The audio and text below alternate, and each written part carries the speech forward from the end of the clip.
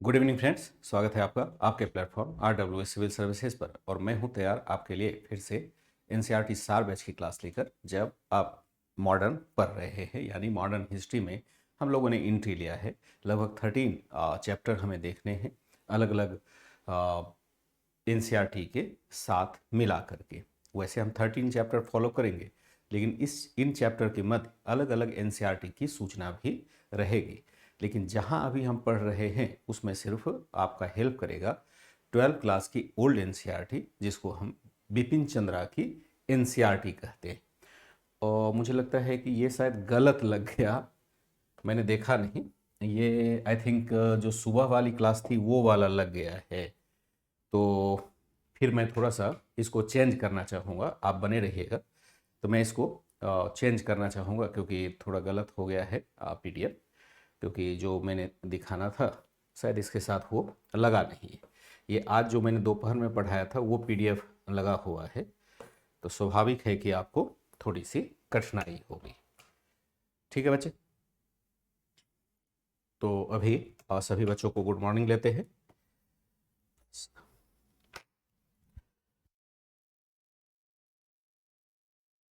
ठीक है, अभी मैं तुरंत इस PDF को ठीक करता हूँ, तब तक आप होल्ड करिएगा।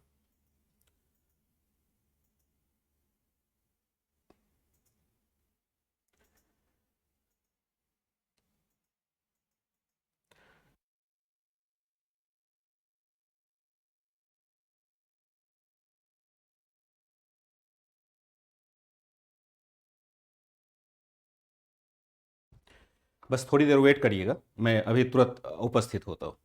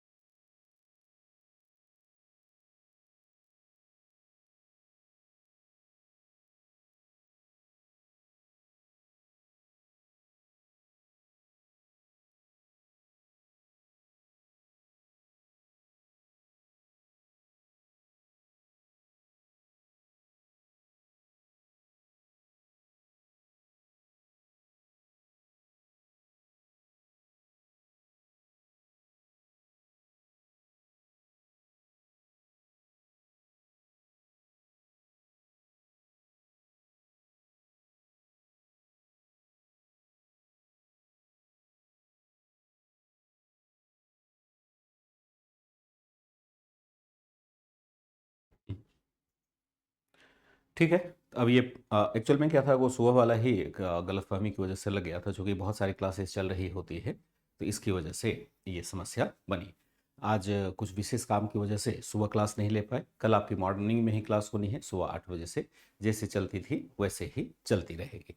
एक बार मैं चैट देखूंगा, फिर क्लास की शुरुआत करूंगा, और कम से कम 2-3 मिनट तो आपके एक तरह से बर्बाद ही हो जाते हैं।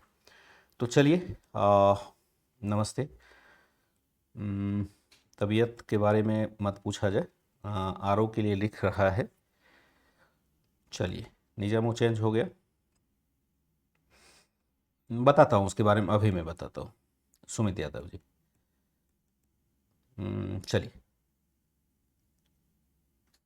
लोमेश, ये सब जानकारी मेरे पास नहीं होता है कि स्पेक्ट्रम और NCERT में क्या अंतर है। ये सब मुझे जानकारी नहीं होती। जहाँ से आपने जानकारी प्राप्त की है वहीं से आप इस जानकारी को प्राप्त करें। अनर्गल सब सवाल यहाँ से ना पूछें।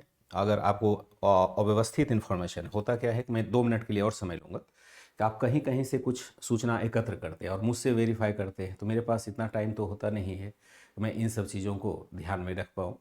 जहाँ से आपने उस बुक का नाम सुना है वहीं से आप पूछिए कि उसमें दोनों में क्या फ़र्क होता है। और ऐसा अगर दिमाग में इस क्लास में आने के बाद भी है, इसका मतलब है कि आप क्लास के साथ जुड़ नहीं पा रहे हैं, आपको विश्वास ही नहीं हो पा रहा है कि यहाँ की सर्वश्रेष्ठ तैयारी कर रहे हैं। देखो, हो क्या रहा था कि तकरीबन 1 मंथ से, अगस्त से लगातार बुखार आ रहा था।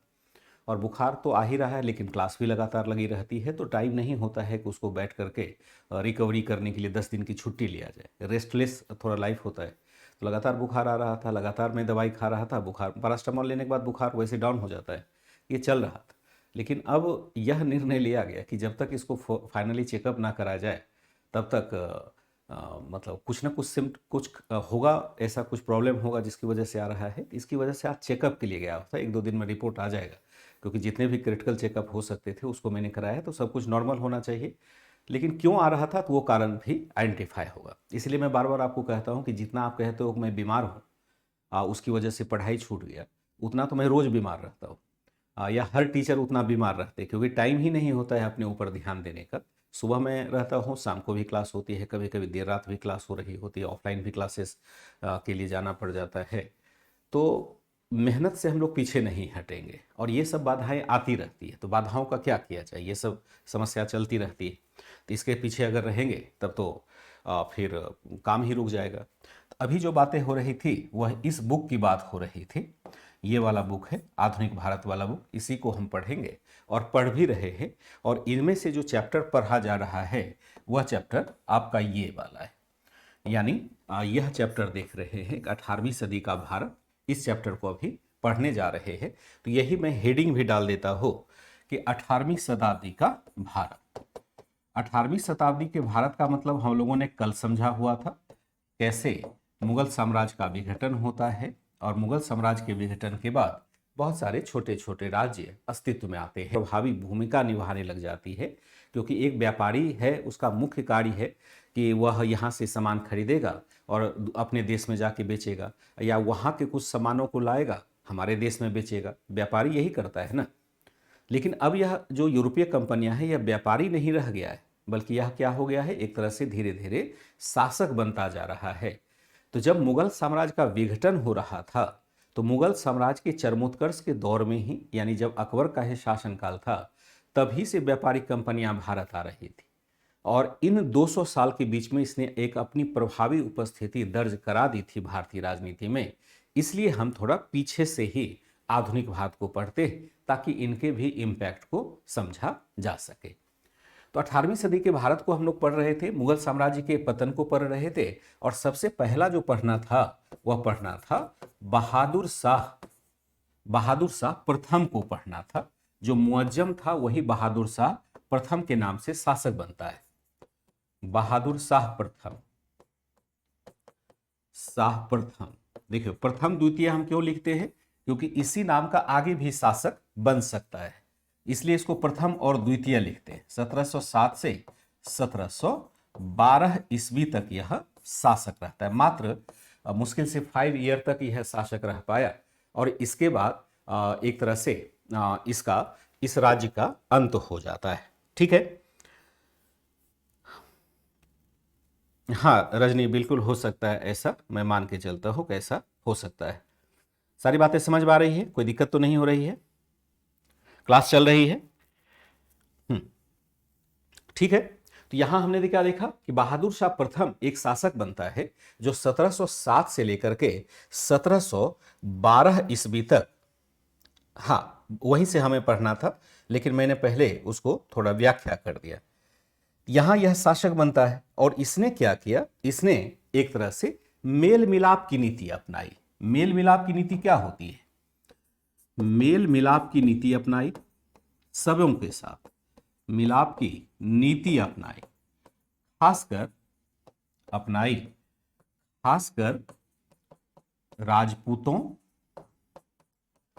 राजपूतों तथा मराठों के प्रति,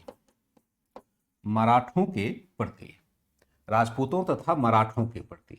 अगर आपको याद हो तो 2 राजपूत सरदार ऐसे थे जो लगातार विद्रोह कर रहे थे, लगातार विरोध कर रहे थे औरंगजेब का, उसने विद्रोह भी कर दिया था। 2 राजपूत सरदार ऐसे थे।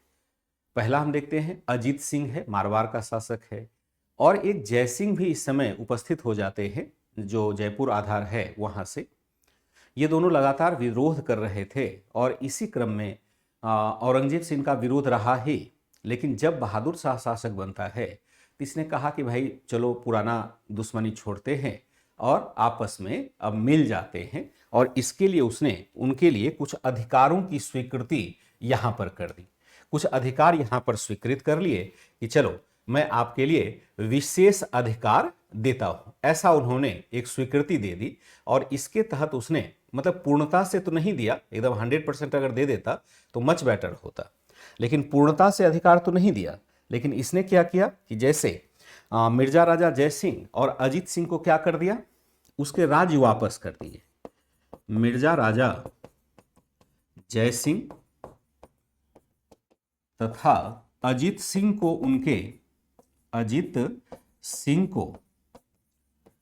उनके राज्य वापस कर दिए गए, उनके राज्य वापस कर दिए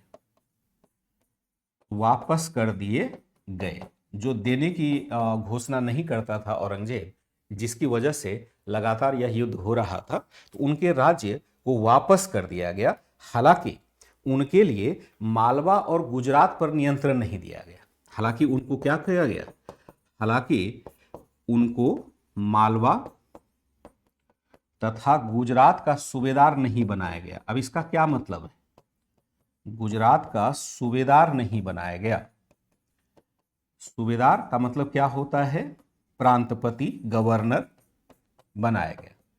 अब देखिए यहां पर समस्या क्या है, इसको जरा समझेंगे कि मिर्जा राजा जय सिंह जो जयपुर के क्षेत्र में है, वर्तमान बाद में जयपुर स्थापित करते हैं, और अजीत सिंह को उनके राज्य को वापस कर दिया गया, क्योंकि ये राज्य हड़प लिया गया था अंग्रेज के द्वारा जब जसवंत सिंह की मृत्यु हुई थी। लेकिन ये लोग डिमांड कर रहे थे कि मुझे मालवा का गवर्नर बनाओ, और ये कह रहा था कि मुझे गुजरात का गवर्नर बनाओ। मालवा और गुजरात बहुत पावरफुल प्रांत हुआ करता था। आपने अभी देखा कि औरंगजेब का एक बेटा मालवा में स्थापित था, आजम शाह, मोहम्मद आजम शाह, जिसने कि अंततः औरंगजेब मतलब पूरे, अगर कोई मालवा का शासक होता तो वह दक्कन के क्षेत्र तक नियंत्रण प्राप्त करने में सफल रहा होता। तो बहादुर शाह को डर था कि अगर हम इसको मालवा का अधिकार देते हैं तो ये दक्कन तक के क्षेत्र को प्रभाव में ले लेगा, और फिर गुजरात का अगर अधिकार उसको दे देते हैं तो एक तरह से नर्मदा नदी के नीचे का भाग स्वतंत्र हो सकता है, यानी बहुत पावरफुल हो जाएगा। तो उसको उसका राज्य तो वापस कर दिया कि चलो ये राज्य आपका, लेकिन यहाँ फाइनली उसको आधा ही एक तरह से उसका अधिकार मांगा, तो ये पूरी तरह से संतुष्ट हुआ भी नहीं। लेकिन हाँ, कह सकते हैं कि इसने मेल मिलाप की नीति अपनाई। मराठों को क्या किया, मराठों को दक्कन में चौथ का अधिकार नहीं दिया, परंतु सरदेशमुखी का अधिकार दे दिया गया। मराठों को दक्कन में चौथ का तो नहीं, परंतु इसका अधिकार दिया गया, परंतु सरदेशमुखी वसूलने का अधिकार दिया गया। सरदेशमुखी वसूलने का अधिकार दिया गया, दोनों अलग अलग कर है, ध्यान रखिएगा, दोनों कर अलग अलग है। चौथ क्या है, हम वैसे क्षेत्र में वसूलते हैं जहां हमारी अधिकारिता नहीं है, उस क्षेत्र में हम लूट मार करते हैं। तो मराठों का कहना था कि भाई हम यहां सुरक्षा आपकी करेंगे, उसके बदले हमको एक टैक्स चाहिए जो उपज का 1/4 होगा, जिसको उसने चौथ कहा।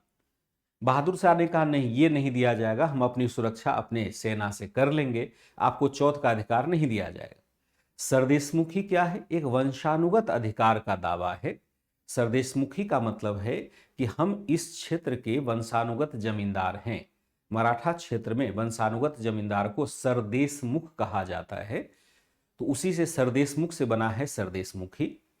तो मराठों का कहना था कि ये क्षेत्र मेरा है, मेरा यहाँ वंशानुगत दावा है, तो यहाँ पर भैया मुझे एक टैक्स तो मिलना ही चाहिए, और जो 1/10 है, यानी उपज का 10वां हिस्सा मुझे मिलना चाहिए।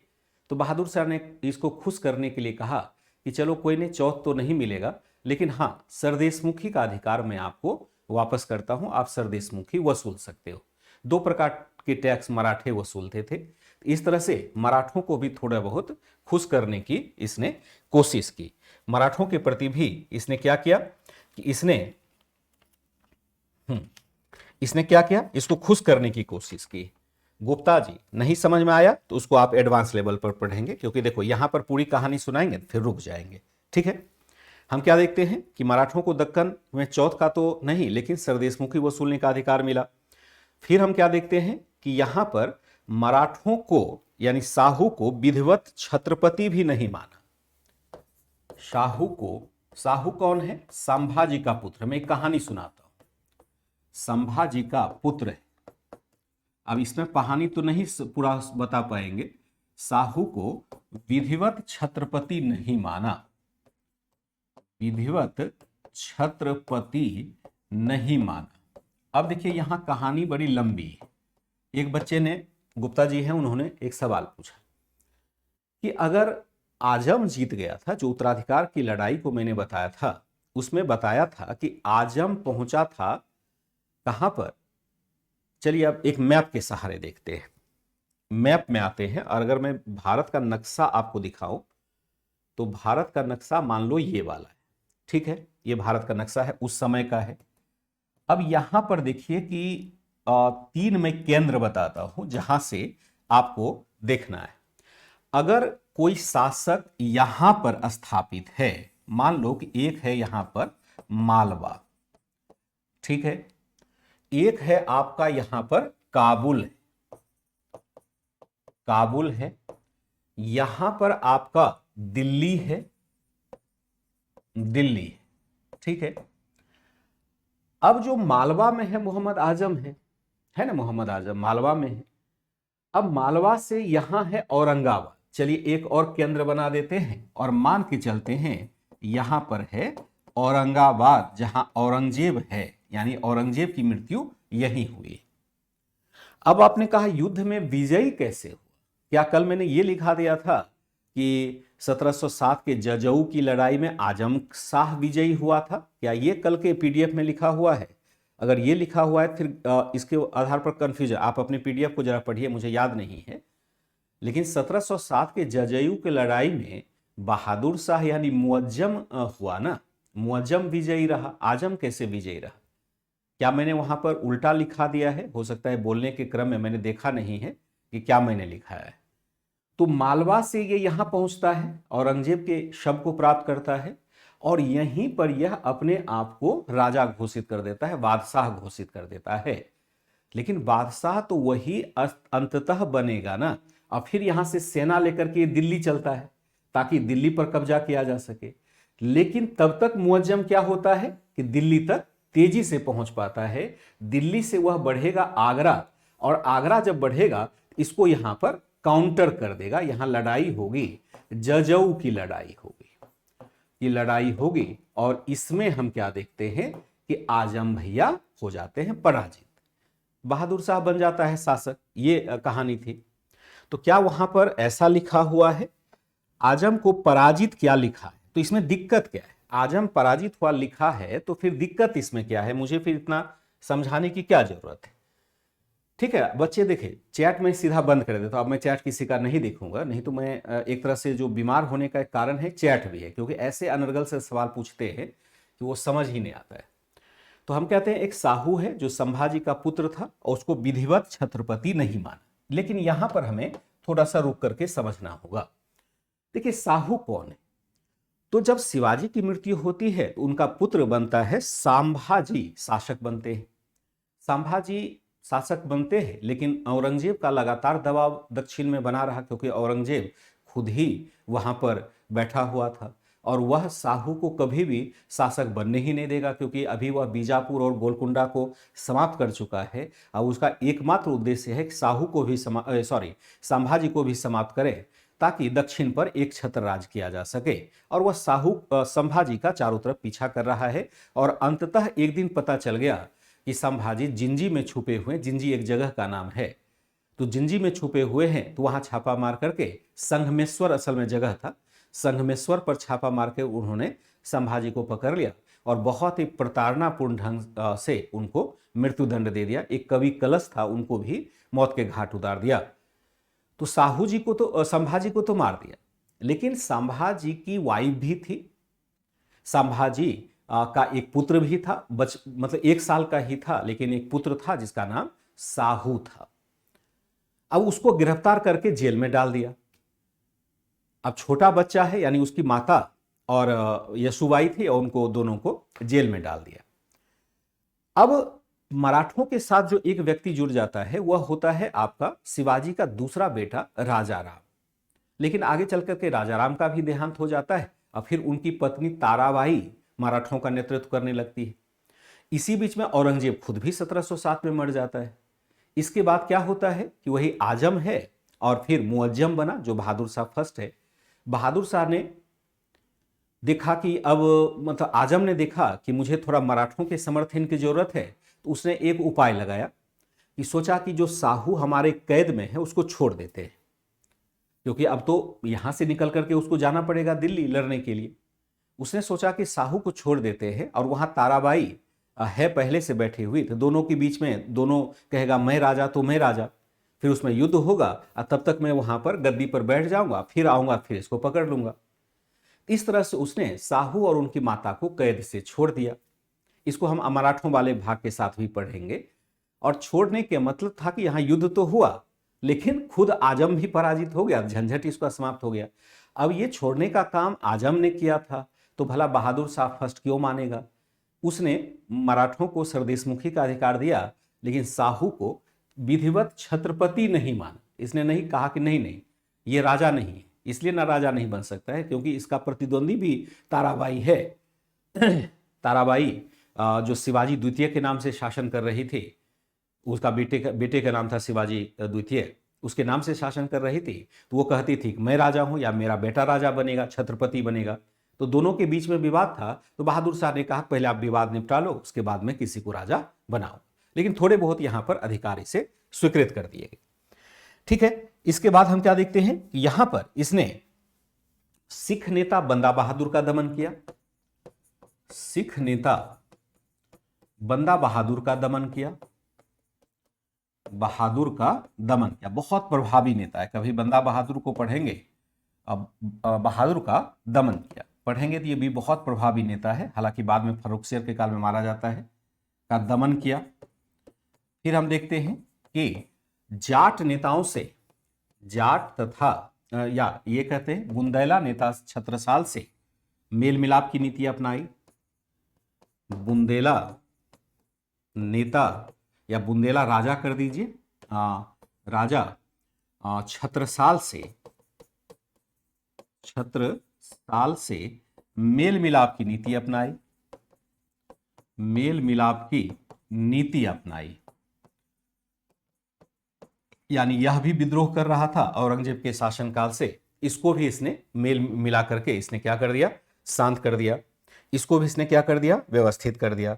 इस तरह से हम क्या देखते हैं कि एक तरह से हम क्या देखते हैं कि लगातार इसने मेल मिलाप की अपनाई।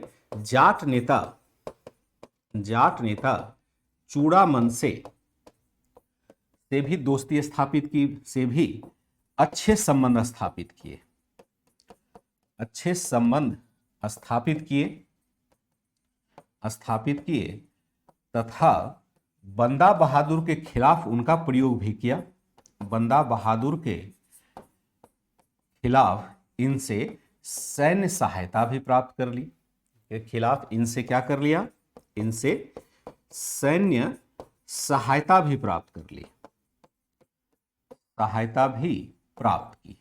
इस तरह से हमने क्या देखा कि लगातार इसने एक इस प्रकार की नीति अपनाई ताकि जो वर्ग इसके विपरीत खड़े थे, तो हम क्या देखते हैं कि उसके बावजूद हम क्या देखते हैं कि एक तरह से इसके बावजूद भी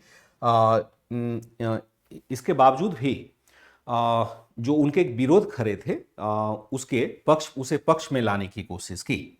इसके बावजूद भी क्या होता है कि हालांकि जल्द ही हो सकता था, ऐसे लिख सकते हैं, हो सकता था कि स्थिति में सुधार होगा, स्थिति में सुधार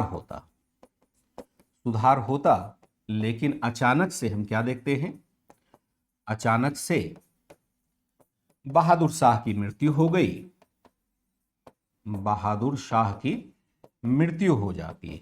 और इसके बाद हम क्या देखते हैं, बहादुर शाह की मृत्यु हो गई, जिसके पश्चात फिर से क्या देखते हैं, फिर से उत्तराधिकार का संघर्ष प्रारंभ हो गया, का संघर्ष प्रारंभ हो गया। इस बार उत्तराधिकार के संघर्ष में प्रारंभ हो गया। इस बार के उत्तराधिकार के संघर्ष में कुछ नई प्रवृत्ति देखी गई। उत्तराधिकार का संघर्ष प्रारंभ हो गया। इस बार के उत्तराधिकार संघर्ष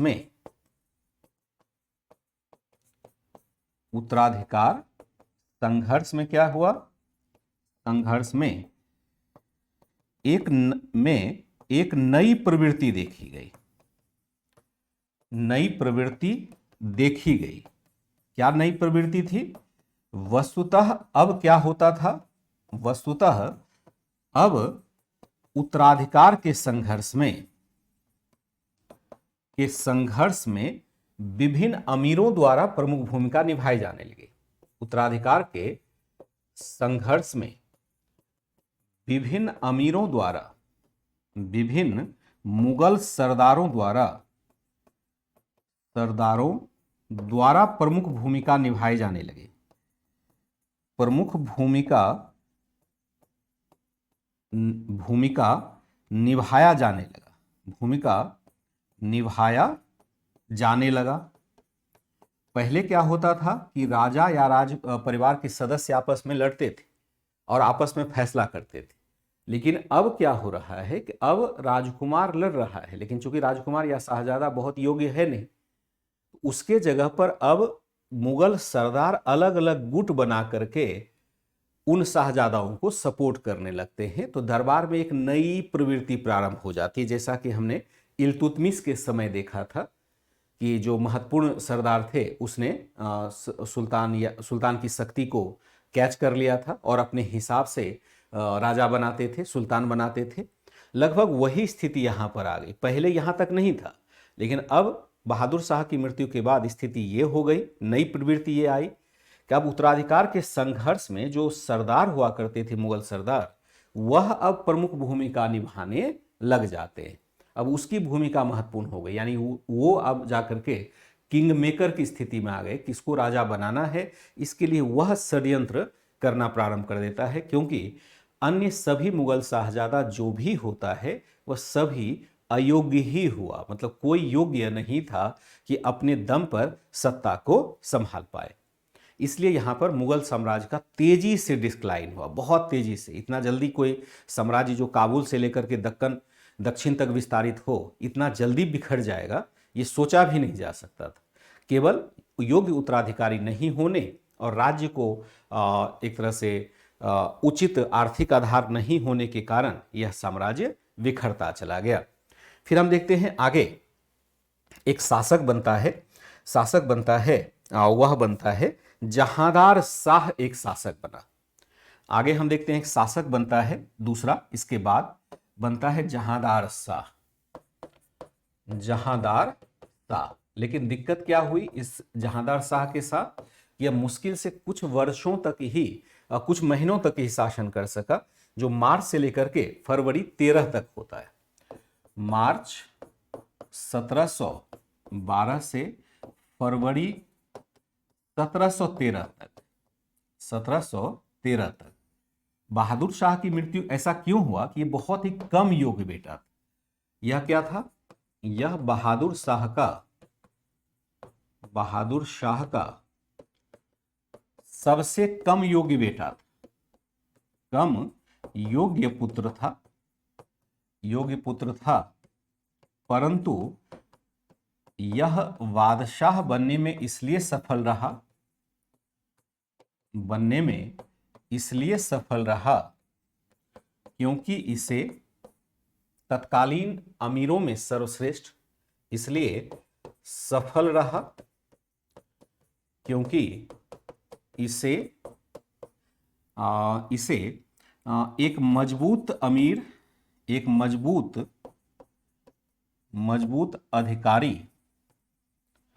अधिकारी जुल्फिकार खां का सहयोग प्राप्त था। जुल्फिकार खां एक बहुत ही फेमस रहा है। जुल्फिकार खान का सहयोग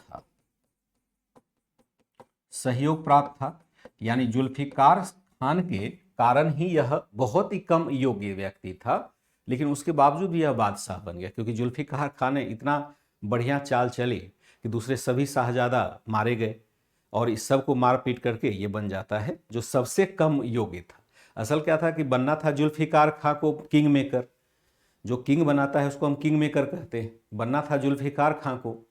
अब जुल्फिकार खां क्या करे, अपने तो बादशाह बन नहीं सकता है, तो उसने सबसे जो अयोग्य व्यक्ति था उसका सहारा लिया। ऐसा अक्सर राजनीति में भी आप देखते हैं होता है, कोई सीएम त्यागपत्र देता है तो वैसे व्यक्ति को सीएम बनाने जरूर चाहता है जो उसका मतलब हमेशा कहना माने, ये नहीं कि सीएम बनने के बाद फिर अपनी ही चलाने लगे। तो ऐसा कई बार आपने राजनीति में देखा है। यहाँ पर भी वही है, जुल्फिकार खान ने एक सबसे कमज़ोर शाहजादे को अपना मोहरा बनाया, उसको कहा बेटा ध्यान दो, तुम्हें बादशाह बना दूंगा, लेकिन जो मैं कहूँगा वही आपको करना पड़ेगा। तो जुल्फिकार खान ने चाल चली और यहाँ पर ये बन जाता है बादशाह, लेकिन योग्य नहीं था, बहुत ही अयोग्य था। इनफैक्ट कहा जाए बहादुर शाह के पुत्रों में सबसे अधिक अयोग्य था। ठीक है, सरदारों का हाँ पद बढ़ गया था, यही है। तो इस तरह से हम क्या देखते हैं कि वह सबसे कम व्यक्ति था, योग्य व्यक्ति था, लेकिन हम क्या देखते हैं कि वह शासक बन जाता है। इस काल में वास्तविक सत्ता किसके पास रही? स्वाभाविक है, अगर मैं नहीं भी लिखूंगा तब भी आप समझ पाएंगे। इस काल में शासन की वास्तविक सत्ता या वास्तविक बागडोर, वास्तविक सत्ता किसको कहेंगे? सत्ता जुल्फिकार खान के हाथों में ही थी, जुल्फिकार खान के हाथों में थी, जिसने कुछ प्रभावी जुल्फिकार खान के हाथों में थी, खान के हाथों में रही जिसने कुछ प्रभावी उपाय किए। जिसने क्या किया? जिसने प्रशासन संचालन हेतु कुछ प्रभावी उपाय किए, कैसे उपाय किए? उदाहरण, यहां पर आगे जब बड़े क्लास में जाएंगे तो आपको यहां से एक प्रश्न पूछा जाता है, इसने क्या किया? मेल मिलाप की नीति अपनाई, जैसे चल रही थी, मेल मिलाप की नीति अपनाई। जो मेल मिलाप की नीति चल रही थी उसको इसने जारी रखा। जो राजपूत सरदार वगैरह थे उनको ठीक ठाक यहाँ पर पद दे दिया गया, ठीक ठाक दे दिया गया। जैसे आप देखेंगे कि जयसिंह को मिर्जा राजा जयसिंह अपनाई, और इसके तहत लिख दीजिएगा, इसके तहत मिर्जा राजा जयसिंह को क्या कर दिया? जयसिंह को विधिवत राजा माना, विधिवत राजा मानते हुए उन्हें मालवा की सूबेदारी दी, मालवा की सूबेदारी दे दी। अब देखिए यही मांग रहा था ना, तो अब ये खुश हो जाएगा, अब राजा क्या साहब खुश हो जाएंगे। दूसरा है अजीत सिंह को मारवाड़ वापस किया, मारवाड़ का महाराजा माना तथा गुजरात की सूबेदारी भी दी गई। जो मांग रहा था गुजरात की सूबेदारी भी दे दी गई, गुजरात की सूबेदारी दी गई। मराठों को, दूसरा देखे, तीसरा एक था मराठों को क्या कर दिया? मराठों को मुगलों के 6 सूबों में या 6 राज्यों में चौथ तथा सरदेशमुखी दोनों वसूलने का अधिकार दिया गया। सरदेशमुखी दोनों वसूलने का अधिकार दिया गया, वसूलने का अधिकार मिला। अब जो अधिकार मांगा जा रहा था सब इसने दे दिया, कहा कि जो मांग रहा है सबको दे दो। इसी को हम कहते हैं मेल मिलाप की नीति अपनाई। मेल मिलाप की नीति अपनाई, इसके तहत जो मुख्य कैरेक्टर था, जो साम्राज्य को डिस्टर्ब कर सकता था, उसको सारा का सारा अधिकार समर्पित कर दिया। मिर्जा राजा जयसिंह को विधिवत राजा मानते हुए उन्हें मालवा की सूबेदारी दे दी गई। अजीत सिंह को मारवाड़ का महाराजा माना और गुजरात की सूबेदारी दे दी गई। मराठों को मुगलों के 6 राज्यों में चौथ और सरदेशमुखी वसूलने का अधिकार दे दिया था, जबकि बहादुर शाह ने केवल सरदेशमुखी वसूलने का अधिकार दिया था। इसने कहा कि नहीं, आप चाहें तो दोनों चीज रख लें, दोनों यहां पर दे दिया। विधित नहीं होता है, विधिवत ही होता है, विधित नहीं होता है।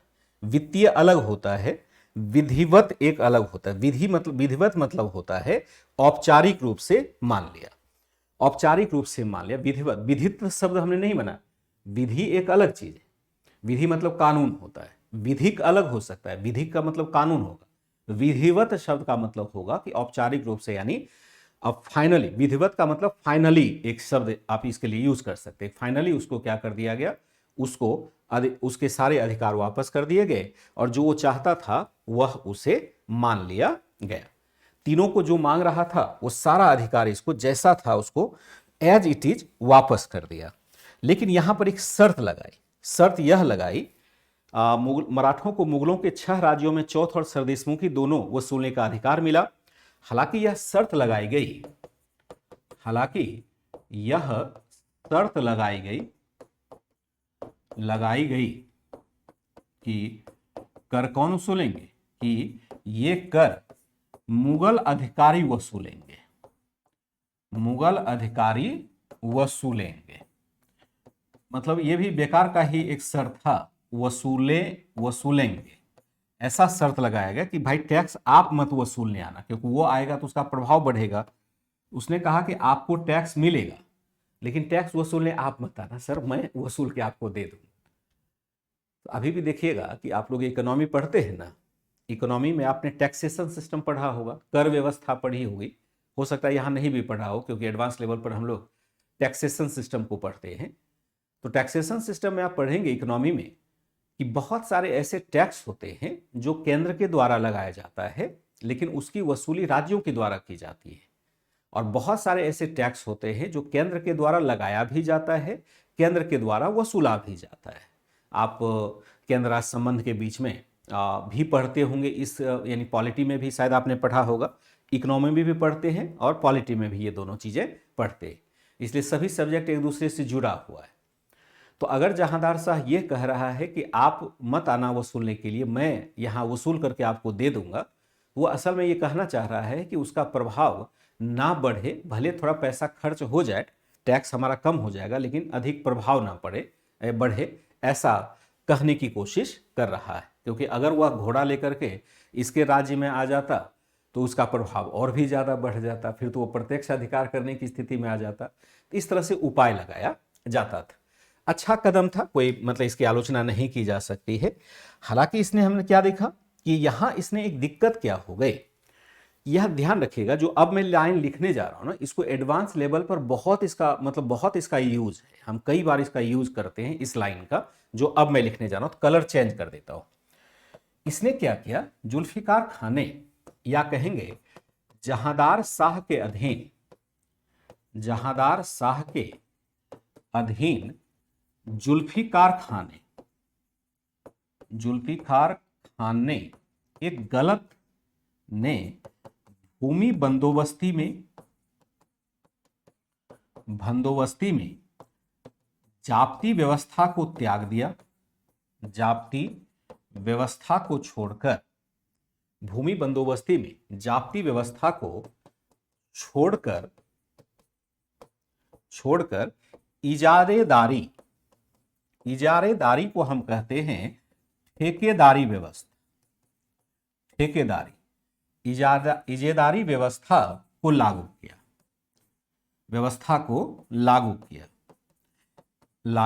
किया। अब यहां पर समझने वाली बात है, जो जाप्ती व्यवस्था है वह कैसा है, भूमि के मापन पर आधारित होता है। ये हम पहले पढ़ चुके हैं।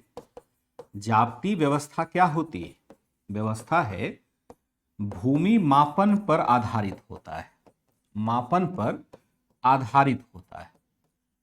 जैसा हम भूमि देखेंगे, अच्छा भूमि होगा, अच्छा होगा, बुरा होगा, जैसी भूमि होगी वैसा हम टैक्स लगाएंगे। ये लगाया था आपका अकबर के काल से ही चला रहा था। और जो इजारेदारी व्यवस्था होती है, इसमें दिक्कत क्या है, इजारेदारी व्यवस्था में एक परेशानी, क्या परेशानी है?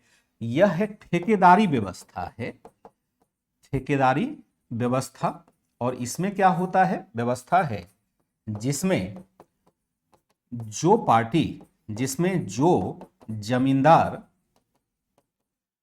अधिक भूराजस्व देने का वादा करता है, अधिक भूराजस्व का देने का वादा करता है, उसे ही वादा करता है, उसे ही वसूली का अधिकार दिया जाता है, वसूली का अधिकार दिया जाता है। इससे क्या होगा? दिया जाता है, इससे किसानों का शोषण होता है। अब कैसे होता है जरा समझेंगे।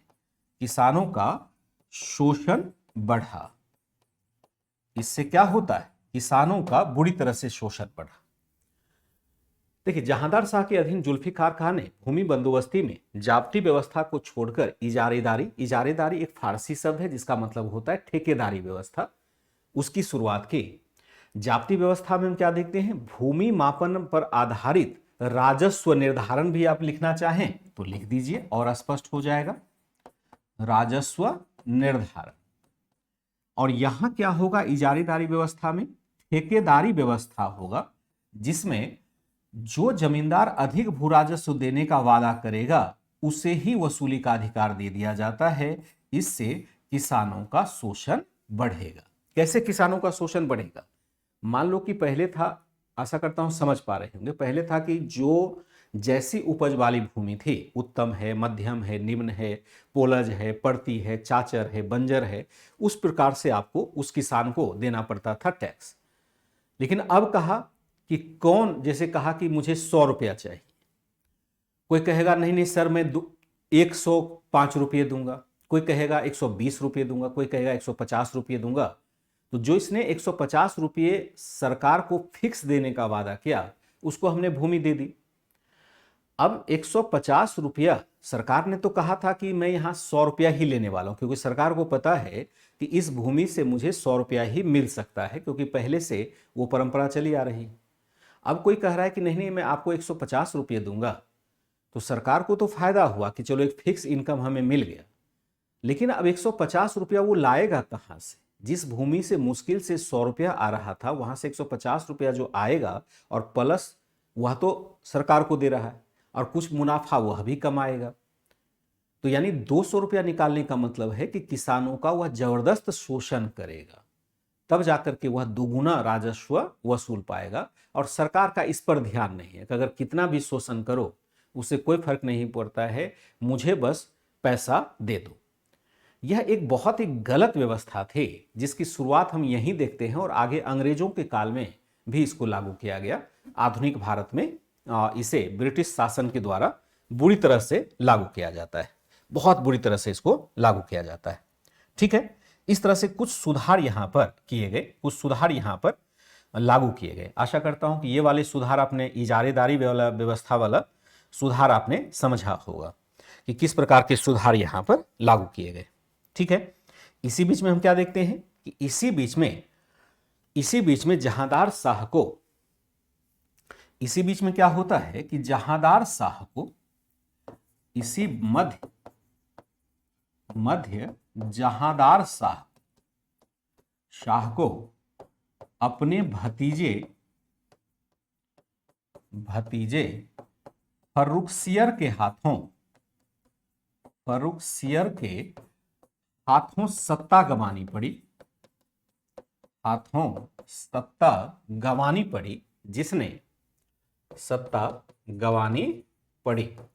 जिसने क्या किया? जिसने बिहार बंगाल क्षेत्र के प्रसिद्ध सेनानायक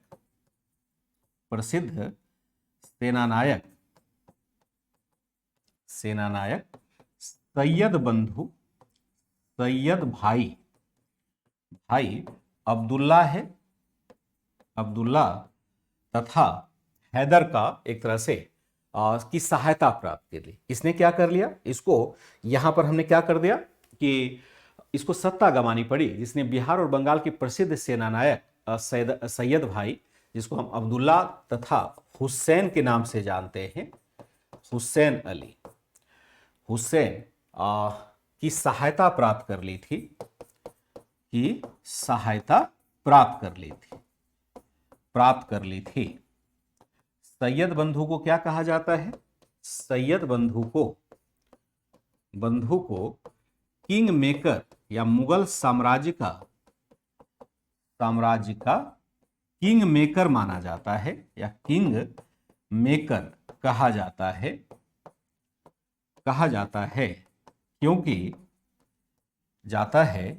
क्योंकि इसने कम से कम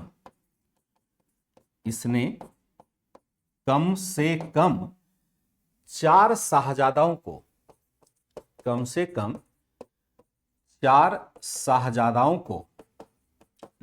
को बादशाह के पद पर बिठाया था।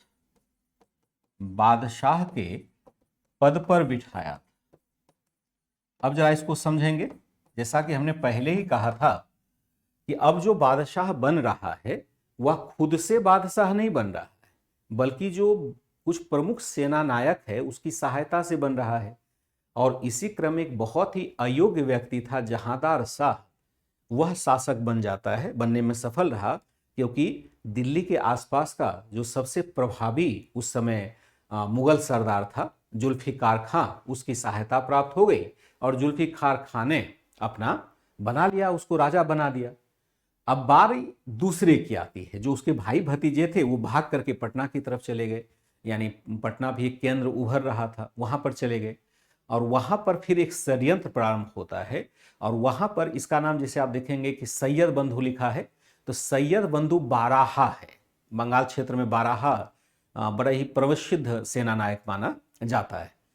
तो ये 2 भाई थे और दोनों भाई ने बड़ा भारी षड्यंत्र, मतलब बहुत मजबूत योद्धा भी थे और षड्यंत्रकारी भी थे। इसने फर्रुखसियर को कहा कि चलो बेटा तुम्हें अब बादशाह बनाते हैं, और इसने एक सेना बनाई। अच्छी रणनीति रही, जुल्फिकार से भी बढ़िया रणनीति इसने बनाई। 2 भाई था तो जुल्फिकार खां की तुलना में और मजबूत भी था। एक का नाम था अब्दुल्ला और दूसरे का नाम था आपका क्या नाम था इसका, यहाँ हुसैन था। तो ये दोनों ने मिलकर के, इसको हम अली बंधु भी कहते, हुसैन अली और अब्दुल्ला था, दोनों ने मिलकर के दिल्ली पर हमला किया और जहांदार शाह को फिर मार डाला गया। जुल्फिकार खां भी ऑब्वियस है कि उसके साथ ही पलायन कर जाएगा। और इसके बाद फर्रुखसियर भी बहुत ही अयोग्य था, उसको फिर शासक बना दिया। अब फर्रुखसियर शासक बनेगा तो असल शासन किसके पास चला जाएगा? सैयद बंधु के पास चला जाएगा। तो लेकिन आगे चल करके जैसे ही आप सत्ता पर बैठते हैं तो आपको एहसास होने लगता है कि सत्ता का प्रयोग हमें खुद करना चाहिए। तो जब फर्रुखसियर शासक बन गया तो उसको लगा कि भाई ये जब तक सैयद बंधु रहेगा तो ये तो मुझे बढ़िया से शासन करने नहीं देगा, तो क्यों ना सैयद बंधु को रास्ते से हटा देते हैं। तो जैसे ही षड्यंत्र करना प्रारंभ किया और सैयद बंधुओं को पता चला कि अच्छा बेटा मेरी बिल्ली मुझे से ही म्यों, ऐसा एक कहावत हम लोग सुनते हैं, तो उसने कहा कि अच्छा मैं तुम्हें सबक सिखाता, और उसने फर्रुखसियर को ही हटा दिया। लेकिन फर्रुखसियर तब तक पावरफुल हो गया था, फर्रुखसियर को हटाना इतना आसान नहीं था। तो यहाँ पर हुसैन अली ने मराठों को भी बुलाया था, और इसी क्रम में हम नाम सुनते हैं बालाजी विश्वनाथ का, जो पेशवा थे मराठों के, वो अपने 15,000 घुड़सवार सैनिक के साथ दिल्ली पहुंचते हैं। पहली बार कोई मराठा सरदार दिल्ली पहुंचता है। मराठों को भी मतलब गौरवान्वित करने देने वाला क्षण था कि मराठे जो अभी पहाड़ों में भटक रहे थे, अब दिल्ली दरबार में अपने घोड़े दौड़ा रहे थे, और उसकी सहायता से पकड़ लिया गया फर्रुखसियर को और मार दिया गया। बहुत बेदर्दी से उसकी हत्या कर दी गई। इसके बाद 2 और राजकुमार, छोटे छोटे बड़े पिलपिले से राजकुमार थे, किसी काम के नहीं, जिसको हम कहते हैं रफ़ी उद्जारत और रफ़ी उद्दौलत। रफ़ी उद्दौला और रफ़ी उद्जारत 2 थे, लेकिन दोनों को पहले से टीबी पकड़ा हुआ था, क्षय रोग था, तो दोनों इतना डरा हुआ था, प्लस टीबी की बीमारी भी थी, तो वो शासक बनते ही मर गया, मतलब एक ही महीने में दोनों मर गया। अब सैयद बंधु क्या करे? तो अंततः एक शासक था रोशन अख्तर, उसको मोहम्मद शाह के नाम से शासक बनाया। इसके बाद फिर सैयद बंधु का भी पतन हो जाता है। आगे की कहानी पूरी यहां तक चलेगी। जो षड्यंत्र हो रहा है दरबार में उसको लिखते जा रहे हैं और इसके माध्यम से यह भी जानते जा रहे हैं कि किस प्रकार से सत्ता का यानी मुगल सत्ता का पतन होता जा रहा है। 1857 तक के क्रम को इसी तरह से हम बिगड़ते हालात के साथ देखते चले जाएंगे, तो समझते जाएंगे कि मुगल साम्राज्य का विघटन अचानक से कैसे हो गया जो इतना बड़ा बन जाता है। ठीक है, यहां हम क्या देखते हैं कि बादशाह के पद पर बिठाया था, क्योंकि इसने कम से कम 4 शाहजादाओं को बादशाह के पद पर बिठाया था। यहां लेंगे अब तीसरा बादशाह यहां आ जाएगा जिसका नाम होगा फर्रुखसियर। ये थोड़े दिन तक शासक बनने में सफल रहता है। फर्रुखसियर ये आपका बनता है 1713 से लेकर के 1719 ईस्वी तक यह शासक रहता है। फर्रुखसियर शासक बनने के बाद इसने अब्दुल्ला खान को वजीर इसने क्या किया, इसने अब्दुल्ला खान को वजीर बनाया, तथा हुसैन को क्या बनाया, हुसैन को मीर बख्शी बनाया। मीर बख्शी के साथ दक्कन का सूबेदार भी बनाया।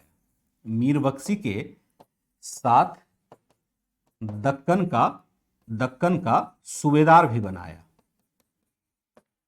दक्कन का सूबेदार भी बना दिया, यानी बहुत बड़ा पद दे दिया गया। वजीर सबसे बड़ा पद और मीर बख्शी उसके बाद का पद सूबेदार बनाया। एक तरह से इसने जो तत्कालीन समस्या थी उसके समाधान में हुसैन बंधुओं ने बहुत बड़ी सहायता की। यह इतनी जल्दी जो 4-5 साल चलता रहा बिल्कुल ठीक है। किसानों की दुर्दशा शुरू हो गई यहां से, बिल्कुल आपने सही कहा। हर सत्ता के लिए खून खराबा होता आप जानते हैं। ठीक है सुमित जी।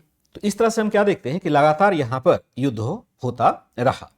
हमने क्या देखा, इसने भी सबके साथ मेल मिलाप की नीति अपनाई। इसने भी क्या किया, इसने भी सबके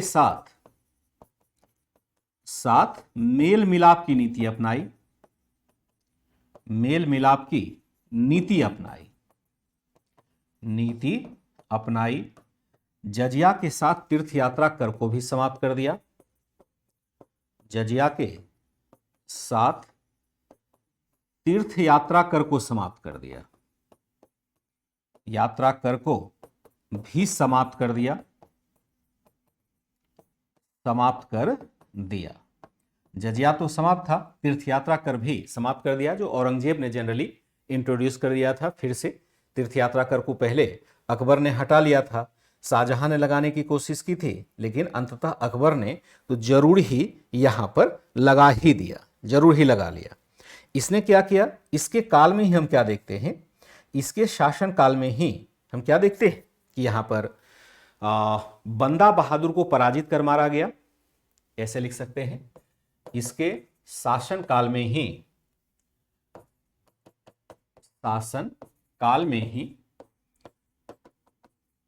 ही बंदा बहादुर को पराजित कर मार डाला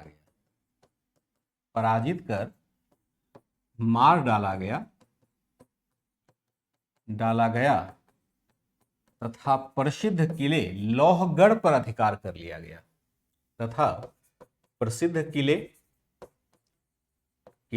लौहगढ़ पर अधिकार किया गया, पर मुगलों का अधिकार हो गया।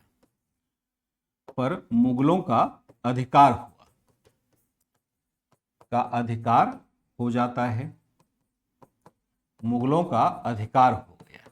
प्रसिद्ध किले लौहगढ़ पर क्या हो जाता है, मुगलों का अधिकार हो जाता है।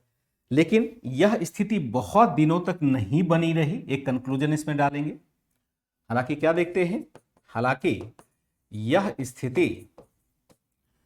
स्थिति बहुत दिनों तक नहीं बनी रही, बनी रह सकी। वस्तुतः फर्रुखसियर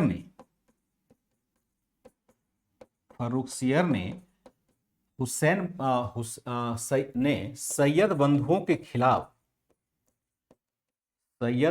के खिलाफ षड्यंत्र प्रारंभ किया, षड्यंत्र प्रारंभ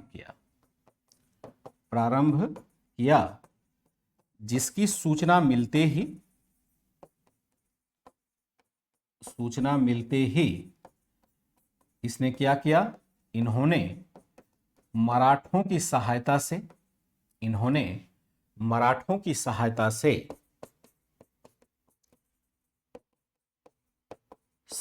से फर्रुखसियर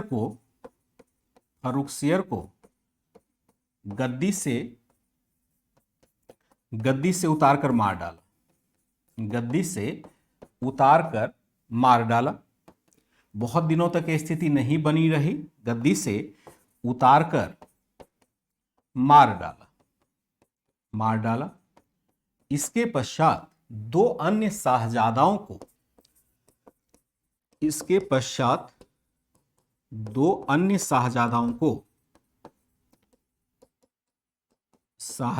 को बनाया गया, वो शासक बनाया गया, परंतु उसकी मृत्यु जल्दी हो गई,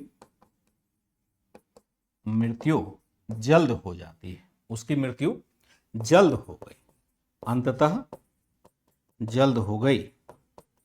अंततः सैयद बंधु ने क्या किया, सैयद बंधु ने रोशन अख्तर को मोहम्मद शाह के नाम से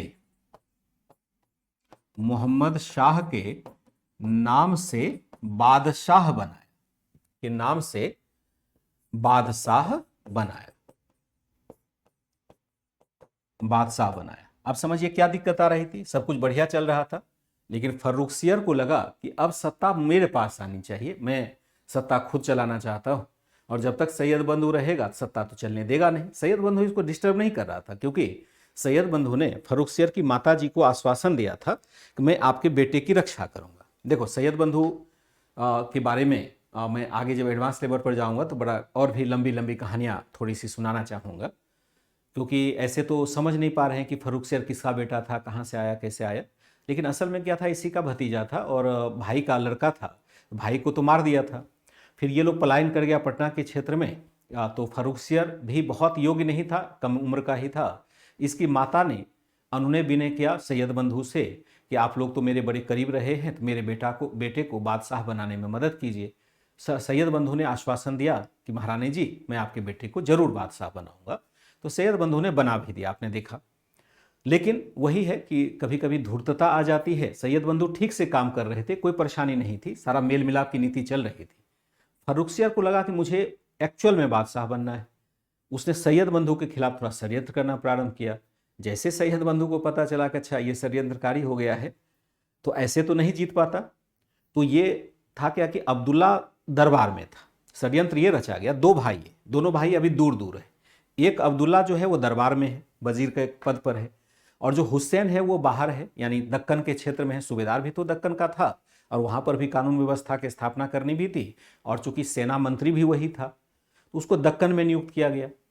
अब दोनों दूर दूर है, इसी बीच का फायदा उठाना चाहा फर्रुखसियर ने कि पहले अब्दुल्ला को मार देते हैं, फिर हुसैन अकेला पड़ेगा, उसको भी निपटा देंगे। तो जैसे अब्दुल्ला को इसकी भनक लगी, उसने खबर भेजी अपने भैया को, छोटे भाई को, कि भाई यहाँ तो बड़ा षड्यंत्र चल रहा है, आना पड़ेगा। अब दक्कन छोड़ के आए तो आए कैसे, क्योंकि दक्कन में तो पेशवा यहाँ पर मजबूती से उभर चुके थे तब तक। जो उसमें बालाजी बाजीराव बाजीराव विश्वनाथ जो पहली पेशवा हैं, वो तो बहुत तेजी से उभर रहे थे। तो हुसैन ने कहा कि एक समझौता कर लेते हैं, और मराठों से उसने समझौता कर लिया कि भाई ये तुम्हारा प्रांत हुआ, बस यहाँ 14 सरदूस में उतारना, मेरी रक्षा करना, यानी मेरे प्रांत की रक्षा करना, और अगर मैं मांगूंगा तो मुझे तुम सैन्य सहायता भी देना। कहा सर जैसा कहेंगे वैसा करूंगा मैं आपको, आप मुझे अधिकार तो दो। तो हुसैन ने कहा कि मुझे 15,000 घुड़सवार चाहिए, जो मजबूत घुड़सवार योद्धा होगा, मराठा योद्धा होगा, वो दो, और चलो दिल्ली पर चढ़ाई करते हैं। तो अपने ही दिल्ली पर मराठा घुड़सवार को लेकर के इसने चढ़ाई की। और जब मराठा आए तो उसके सामने दूसरा कोई टिका नहीं, तो फर्रुखसियर को पकड़ लिया गया और घसीटते हुए, जिसको मतलब किताबों में लिखा हुआ है ऐसा ही कि सिंहासन से घसीटते हुए उसको ले जा करके, जैसे बकरे का गला काटते हैं वैसे ही उसके किले की दीवार पर लेकर के उसकी हत्या कर दी गई और दीवार से नीचे उसके शव को फेंक दिया गया। बड़ा बड़ा बुरी हालत हो गई फर्रुखसियर जी की। फिर यहाँ पर दो कमजोर शाहजादा था, रफ़ी उद्दजारा थे, रफ़ी उद्दौला है, उसको बनाया गया लेकिन वो डर से ही मर गया। फिर अंततः एक रोशन अख्तर था, रोशन अख्तर को बादशाह बनाया गया और रोशन अख्तर ही अंततः मोहम्मद शाह के नाम से शासक बनता है, जो अगले 20 वर्षों तक शासन करने में सफल रहा, क्योंकि सैयद बंधु का पतन हो गया इसी बीच में। मैं उसको भी आपको आगे बताता हूँ। तो पूरी बड़ी लंबी कहानी है, इसमें थोड़ा समय लगता है बताने में, क्योंकि जब तक नहीं सुनेंगे। हाँ बिल्कुल बिल्कुल, लेकिन यहां पर इसकी चर्चा नहीं। नहीं, अब्दुल्ला नाम है ना, अब्दुल्ला तो नाम है ना। हाँ, यही मोहम्मद शाह रंगीला भी था, इसको भी आगे लिखेंगे। अब्दुल्ला हुसैन, देखिए यह तो नाम है, तो अब्दुल्ला तो हर जगह का होगा ना। हाँ, बाद में जाने नहीं गए, उसको कहा जाता है रंगीला। अभी तो मोहम्मद शाह की शुरुआत नहीं की है ना, अभी तो भूमिका में ही चल रहा है। जब मोहम्मद शाह को पढ़ेंगे उसको रंगीला क्यों कहा जाता है यह भी जानेंगे। एक्चुअल में क्या था, वो बादशाह के लायक ही नहीं था। रंगीला इसलिए है कि वह आमोद प्रमोद में डूबा हुआ है, उसको शासन कार्य करने से अच्छा है वह गाना सुनता है, नाच गान देखे। तो ऐसे व्यक्ति को शराब में डूबा हुआ रहे, तो ऐसे व्यक्ति को रंगीला ही कहा जाएगा। शासक है, शासक का एक चरित्र होता है। टीचर का जैसे है ना, जैसे छात्र का एक अनुशासन होता है, तो प्रजा का अनुशासन होता है, तो राजा का भी अनुशासन होता है। छात्र का अनुशासन है तो टीचर का भी अनुशासन है। मैं अपने चरित्र को अगर उच्च स्तर का नहीं रखूंगा तो मेरे बातों का प्रभाव आपके ऊपर पड़ेगा ही नहीं। गार्जियन का चरित्र अगर अच्छा नहीं है तो बच्चे का भी चरित्र दूषित होगा, ये एकदम से सिद्ध बात। जैसा राजा वैसा प्रजा, राजा उच्च चरित्रवान होगा, प्रजा भी अच्छी होगी। पिता यानी माता पिता यानी पेरेंट अच्छे होंगे, उनके अंदर बुराई कम होगी, तो वह बुराई बच्चे में भी बहुत कम होगी। नहीं तो बच्चे पेरेंट को ही देख करके सीखते हैं। बच्चे जैसे बहुत सारे झगड़ालू होते हैं, गुस्सा आता है, झगड़ा लड़ाई मतलब वो करने में उतारू हो जाते हैं। क्यों करते हैं? उनके घर में भी लड़ाई झगड़ा होता रहता है, माता पिता के बीच में युद्ध होता रहता है। वही देख सुन करके बच्चा भी झगड़ा करना सीख लेता है। उसको पता लगता है कि जब तक हम झगड़ा नहीं करेंगे हमारी बात नहीं होगी।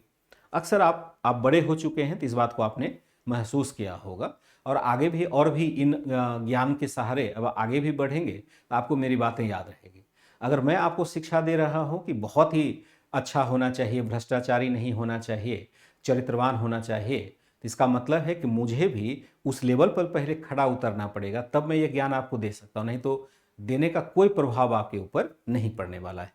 तो यहाँ पर रंगीला का तात्पर्य है कि यह उच्च चरित्रवान व्यक्ति नहीं था और यह राजकाज के बजाय कुछ और कार्य कर रहा होता था, इसलिए इसको हम एक रंगीला बादशाह कहते हैं, मतलब एक व्यंग के आधार पर कहते हैं। यह क्या है? यह व्यंग, यह क्या है? एक व्यंग, ठीक है ना। लेकिन आज के क्लास को यही रखते हैं, आगे मैं जब आता हूं तो आपका मोहम्मद शाह के की बात ही करूंगा कल सुबह की क्लास में। कल 1.5 घंटे की क्लास आपकी होनी है, तो मैं कल इसको कंटिन्यू करता हूं। मोहम्मद शाह, मोहम्मद शाह, इसी को आप कर दीजिए रंगीला कर दीजिए तो अच्छा हो जाएगा। 1719 से लेकर के 1748 तक यह शासक रहता है। अब समझ लिए, ठीक ठाक वर्ष यह शासन करने में सफल रहा।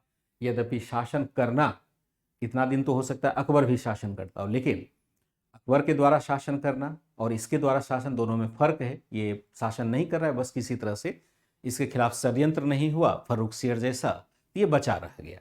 अदरवाइज इतना योग्य नहीं था कि इतना लंबा यह शासन कर सके। तो चूंकि ये लंबा टॉपिक चलेगा, अभी थोड़ा सा लंबा है ही, तो अगर जरूरत होगी तो जो इस प्रकार की बातें हैं कहानी वाली, जो कुछ पॉइंट्स वाली बात है, उसको नहीं होगा तो मैं पीपीटी में ढाल करके आपको दे दूंगा। क्योंकि ये कहानी वाली मतलब जो मतलब खाली परिचय वाली बात है, इसमें क्रक्स नहीं है, तो परिचय वाली बात को लिख करके पढ़ाने में थोड़ा समय अधिक लगेगा और यहाँ सिर्फ समझना आपको है।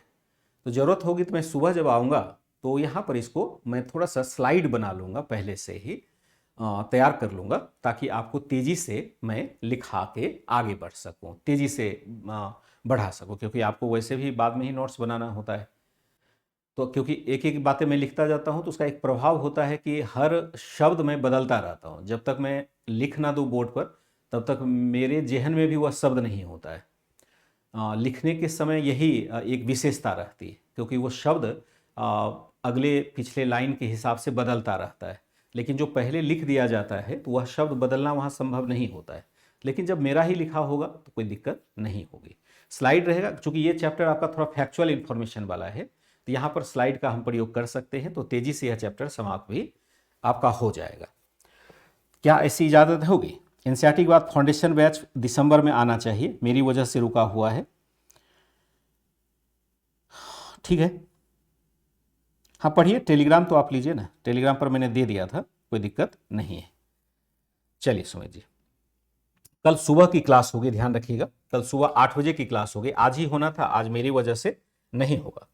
जहां तक मैं सोच रहा था, अच्छा चलिए कोई नहीं, वो भी बन जाएगा। जहां तक मैं सोच रहा था कि इस सप्ताह शायद इंगेजमेंट ज़्यादा रहेगा, अधिक रहेगा, तो शायद टेस्ट को मैं इस सप्ताह के लिए पोस्टपोन करूंगा। देख लेता हूं मैं, एक दिन की बात करूँ, पूरा मेडेबल नहीं रहेगा। जहां तक मैंने टेस्ट लिया था उसके बाद का जो मेडेबल होगा वही टेस्ट रहेगा। पूरे मेडेबल का टेस्ट नहीं लेंगे, जहां बचा हुआ टेस्ट था वही लेंगे, ध्यान रखिएगा। और मैं मान के चलता हूँ टेस्ट ले ही सकता हूँ, ले भी लूँगा, लेकिन डिपेंड करता है क्या शेड्यूल है। आप तैयारी अपनी जारी रखिएगा। सैटरडे को हम टेस्ट ले सकते हैं, वहीं से लेंगे जहाँ तक मेडेबल का टेस्ट हुआ पड़ा था, यानी 2 सप्ताह से पहले ही जो हमने टेस्ट लिया था वहाँ से टेस्ट होगा, और जो बाकी बचा हुआ है उसका एक फाइनली टेस्ट हम लोग ले लेंगे। और अगर होगा तो कुछ वन लाइनर टाइप के क्वेश्चन को बना करके मैं आपके एप्लीकेशन पर अपलोड करवा दूंगा। कुछ वन लाइनर टाइप का प्रश्न इसी एनसीईआरटी से, क्लास 12 के एनसीईआरटी से। हालांकि बहुत काम तो उसका नहीं देगा, लेकिन फिर भी मैं चाहूँगा कि लगभग मान के चलो 100 क्वेश्चन में एक्स्ट्रा आपको पूरे मेडेबल से निकाल करके दे दूँ। 100 क्वेश्चन दे दूंगा तो आप उसको प्रैक्टिस करते रहिए अपने हिसाब से, ठीक रहेगा।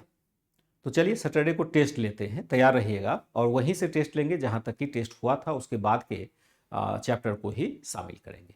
Bye and take care.